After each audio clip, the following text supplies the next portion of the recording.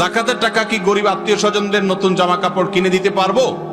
জাকাতের টাকা দিয়ে গরিব মানুষকে কাপড় চোপড় কিনে দিতে পারবেন কি না, এটার উত্তর দেওয়ার আগে আমি একটা এক্সাম্পল দিতে চাই। এক্সাম্পল, উপমাটা আমি একটু বলি। আপনার কাছে একজনের টাকা পাবে, 200 টাকা পাবে। 200 টাকা আপনি ধার নিয়েছেন, সে টাকাটা আপনি তাকে ফেরত দিতে হবে, সে পাবে তার পাওনা টাকা। বাজারে দেখা হওয়ার পরে তাকে বলছেন, ভাই এদিকে আসেন, আপনি না আমার কাছে 200 টাকা পাবেন? বলে হ্যাঁ। বলে আসেন।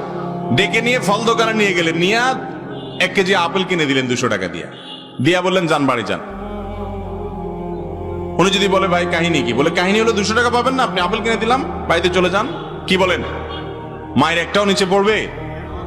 আমি তোমার থেকে টাকা পাবো, টাকা দিয়ে কি আমি আপেল খাবো না টক টমেটো খাবো সেটা তো আমার ব্যাপার, তুমি আমার আপেল কিনে দেওয়ার কি? আল্লাহ তাআলা কোরআনে কারিমে বলেছেন ওয়াফি আমওয়ালিহিম হাক্কুল লিসাইলি ওয়াল মাহরুম, যাকাত হলো গরিবের অভাবী মানুষের অধিকার। আল্লাহ তাআলা অধিকার ঠিক করে দিয়েছেন, তার অধিকারের টাকা আপনি তাকে দিবেন, সেই টাকা দিয়ে সে কাপড় কিনবে না ঔষধ কিনবে না চাউল কিনবে, এটা তার ব্যাপার। আপনি কে তাকে কাপড় এবং লুঙ্গি ঠিক করে ধরায় দেওয়ার? সে পাবে টাকা, আপনি দিচ্ছেন জাকাতের শাড়ি, সে পাবে টাকা, আপনি দিচ্ছেন জাকাতের লুঙ্গি। জাকাতের শাড়ি লুঙ্গি বলতে কোনো কিছু ইসলামে, আবার জাকাতের শাড়ি লুঙ্গি বলতে যেগুলো দেওয়া হয় এক দোয়াতে বরবাদ হয়ে যায়, আছে না নাই আমাদের সমাজে? এগুলো উচিত নয়। জাকাত হিসাবে নগদ অর্থ দিবেন। হ্যাঁ, এক্সেপশন হতে পারে, আপনার একজন আত্মীয় আছে গরিব, আপনি জানেন নগদ টাকা দিলেই সে নষ্ট করে ফেলবে, বুঝবে না, বোকাশোকা মানুষ।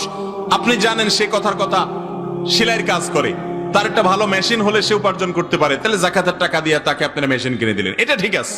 আপনি তাকে একটা রিক্সা কিনে দিলেন, এটা ঠিক আছে, কারণ সে নিজে হয়তো এটাকে ভালো ইউটিলাইজ করতে পারবে না, তো তার প্রয়োজনটা জেনে সেটা আপনি পূরণ করে দিলেন জাকাতের টাকা দিয়ে, এটা জায়েজ আছে।